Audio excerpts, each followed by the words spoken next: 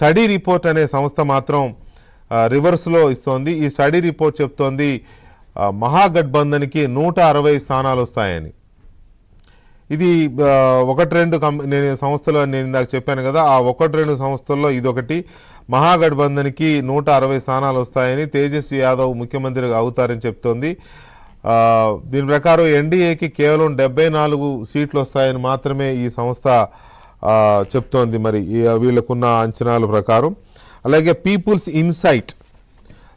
Insight అనే సంస్థ 133 నుంచి 148 సీట్ల వరకు ఎన్డీఏకి వచ్చే అవకాశం ఉందని చెప్తోంది.